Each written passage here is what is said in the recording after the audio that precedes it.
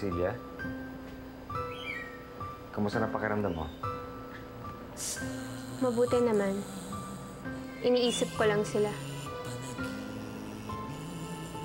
Sino sila? Yung mga taong umapi sa pagkatao ko. Ngayon nandito na ako, Gilbert. Babawiin ko ang lahat ng inagaw nila sa akin.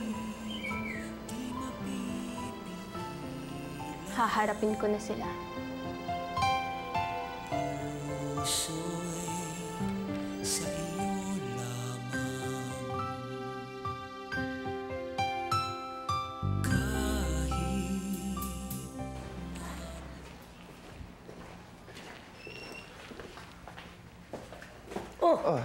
Iho, nandito ka na pala. Tama-tama.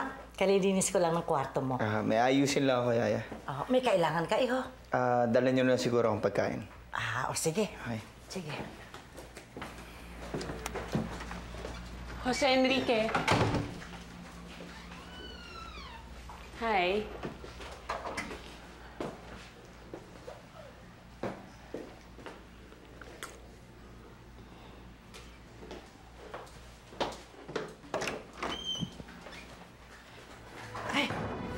Enrique, nakalimutan ko yung ano sa loob, yung dustpan.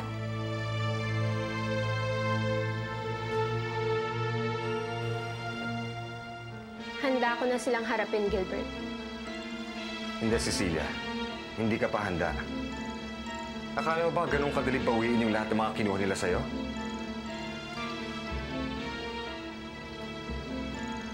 Akala ko ba tutulungan mo ko?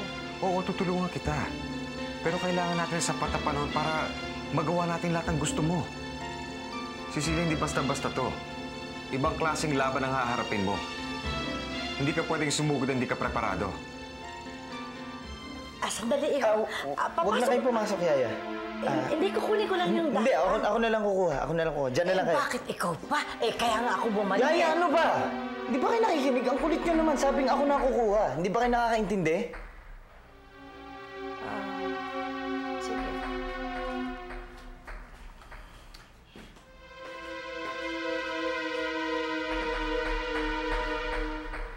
Naiintindihan kita, Cecilia. Ang inaalala ko lang na imbes na makabuti sa'yo, baka lalo ka lang mapahamak kung basta mo na silang babalikan. Pero Gilbert, ang tagal ko tong hinintay. Alam ko, Cecilia. At kung meron mang isang taong matutuwa kung magtagumpay ka sa lahat ng mga plano mo, walang iba kundi ako.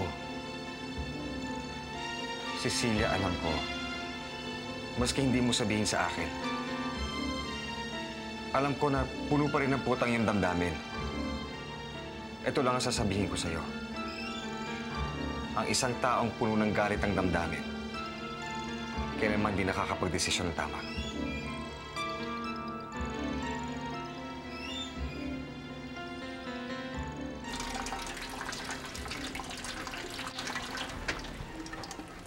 Manang, yung bebot ni Kuya, kukulong niya na lang po sa kwarto yon. Pero matanong ko kayo, Manang, tingin nyo, may nangyari na ba dun sa dalawang yan? Napaka-malisyoso niyang utak mo. Bakit? Anong masama sa sinabi ko? Ano, kung may nangyari na nga sa kanilang dalawa, lalaki naman si Kuya, babae yung isa. So, anong problema dun? Pero, kung may nangyari nga sa kanilang dalawa, di nga dapat mas matuwa pa kayo. Alam mo, wala akong panahon makipag-usap sa'yo.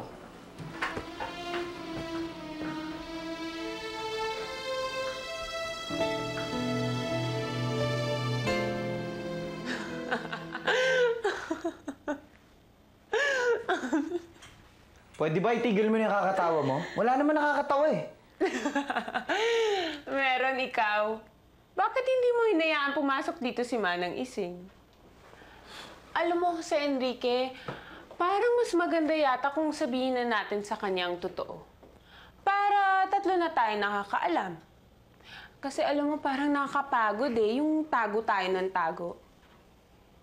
Ano kaya, Jose Enrique, kung sabihin na natin sa kanilang totoo?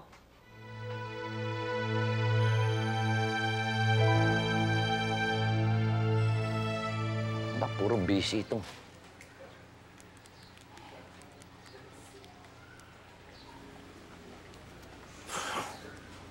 Juancho, Ano ba? pwede ba kitang maistorbo sandali? Dali-dali mo. May tinatawagan ako eh. Hihingi sana ako ng pambili ng gamot. Wala na kasi ako eh. Anong pambili ng gamot? Eto nga, tinatawagan ko to si Consuelo. Hanggang ngayon, hindi ko nga makontak. Hihingi ka pang pambili ng gamot. Consuelo? Sinong Consuelo? Sige, patadala ko sa yung mga plano. Oo naman, mamaya sabihin mo, kinukontra ko yung mga gusto mo, di ba? Total, magka-partners naman kayo ng boss ko. Okay, goodbye, Miss Villavicer. Si Consuelo, Minutos lang. napaka-casual naman yata ng pag-uusap ninyo. Hindi yata corporate. Charity, pareha kaming nasa labas. Hindi na namin kailangan magpaka-corporate. Actually, mali yata ang term na gamit ko. Hindi lang yata corporate. Landian pa.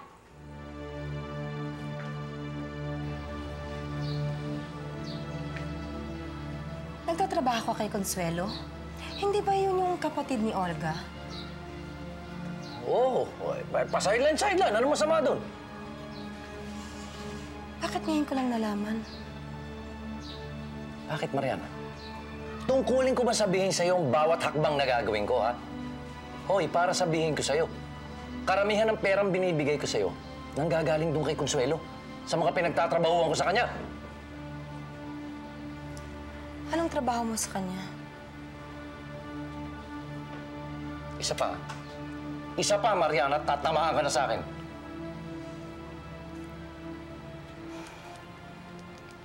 Pwede ba, Charity? Pati ba yung pakikipag-usap ko kay Agnes ay gagawin mong issue?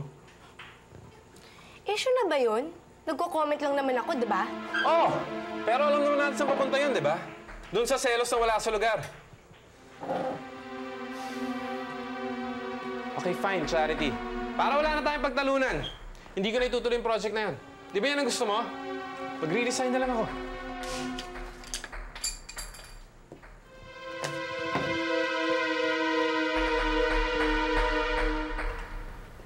Mona, nasaan sila? Nasaan sila? Sa mga kwarto pa nila. Hayaan nyo, tatawagin ko na. Teka muna. Ano, maayos na bang mukha? O pangit pa rin? Kayo na hong humusga.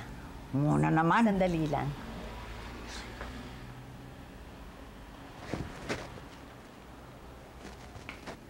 Hello, Mama. Hi.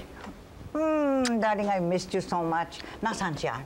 Nasaan siya? Gusto ko makita. Gilbert, gusto ko makita kung worth yung ginastos ko sa kanya. Nasaan siya? You will, Ma. Why are you so excited? Gusto ko makita. Nasaan? Magandang araw po, ma'am.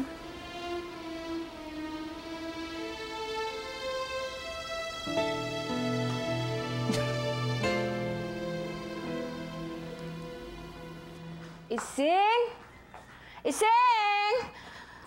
Ising! Dalan niyo nga ako ng juice dito, yung strawberry juice ko. Maraming ice.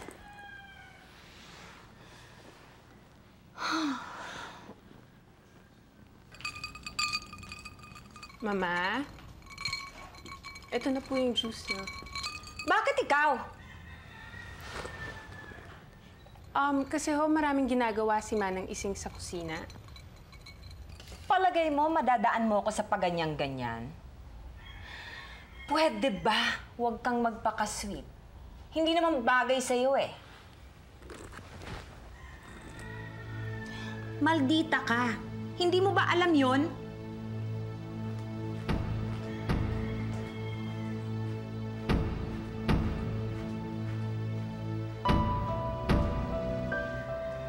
Talagang hinahamon ako ng matandang to. Pwes, patutunayan ko sa'yo kung gaano ako kamaldita.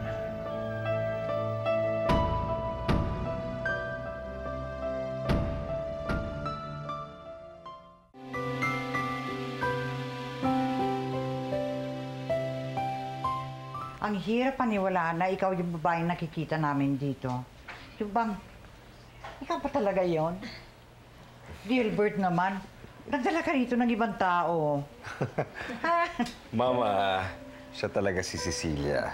Talaga? At yan talaga ang itsura niya. My God. Eh kung ganun napakaganda mo. Salamat po. Pamilya mo na, Sunny, ha? Hindi mo ba sila babalitaan sa mga magagandang pangyayari na bago sa iyo ngayon? Excuse me lang po.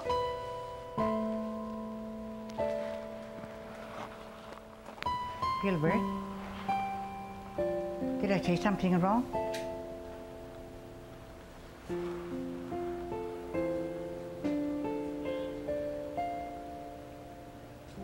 Meron. Ano sinabi niya sa'yo? Sabi niya maldita daw ako. Nagmamagandang loob lang naman ako nabigyan siyang juice eh. Tapos ito paggaganti niya sa akin. Alam mo, Carlos Miguel, hindi ko na alam kung paano ko siya susuyuin. Parang lahat na lang ng ginagawa ko sa kanya hindi tama.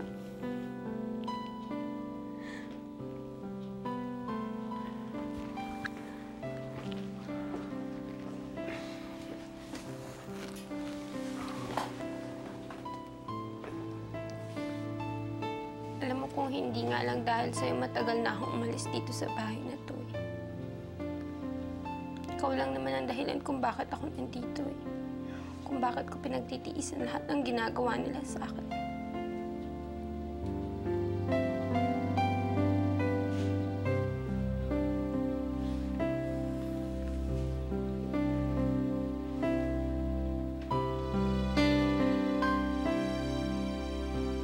Mama, nakisuyo lang sa akin isang kaibigan ko.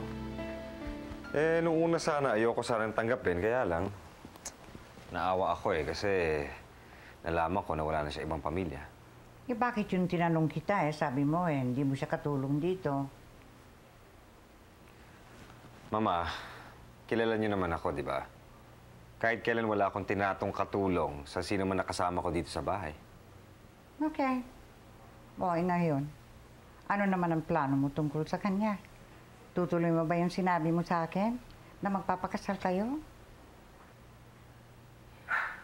Well, kung sa bagay, hindi maganda kung magpapakasal kayo dahil naman sa awa, no?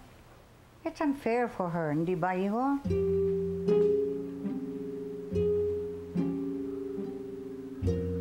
Unfair? Bakit ako naging unfair sa'yo?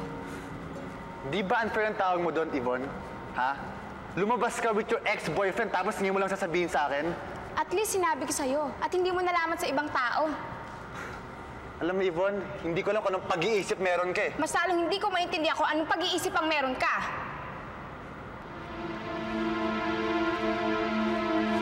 Yvonne!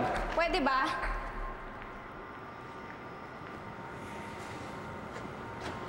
Esme, anong ginagawa mo dito? Wala! Makikisakay ako, ihahatid mo ko sa bahay namin. At hindi ka pwedeng tumanggi dahil marami ka pang atraso sa akin at hindi ka pa absuelto. Alright? Driver, let's go!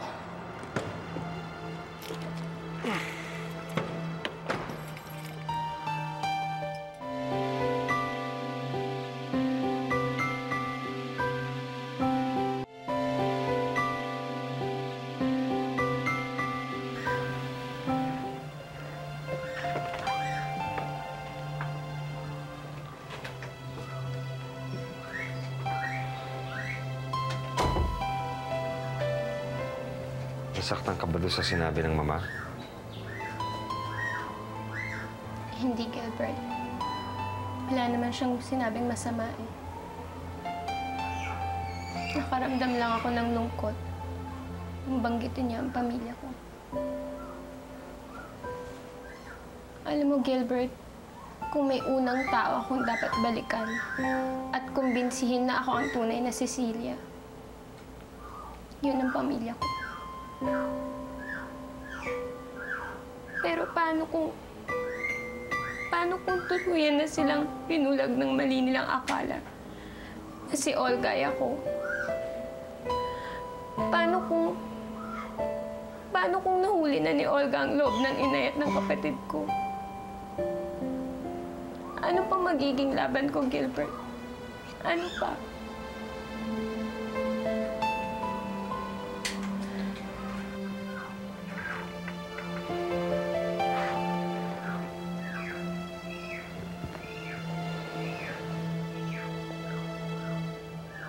Wala ka namang masamang intensyon na hindi maaari magbunga ng masama kung anong gusto mong mangyari.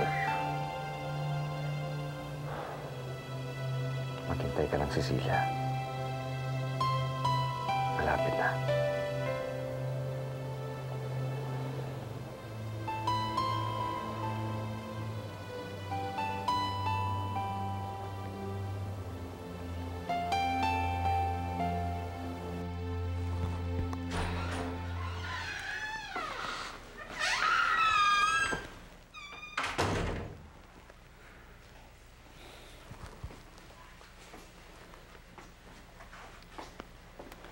Ma, pwede ba kayo makausap? Bakit may problema ba? Tungkol ko kay Cecilia. Tungkol kay Cecilia? Sinong Cecilia? Wala akong alam na Cecilia nakatira dito. Walang Cecilia nakatira rito. Wala, as in wala.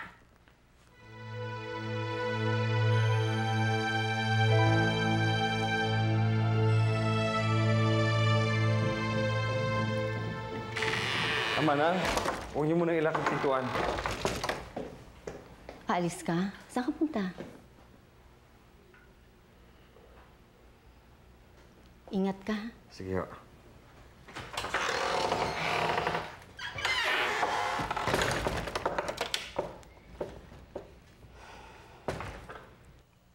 May problema ba?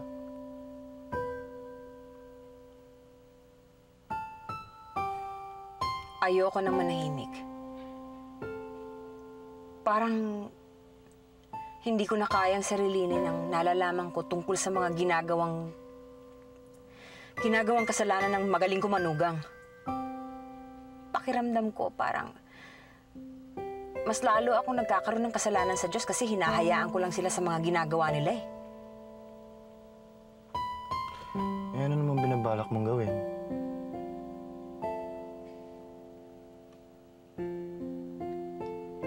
Ibubuko ko na siya.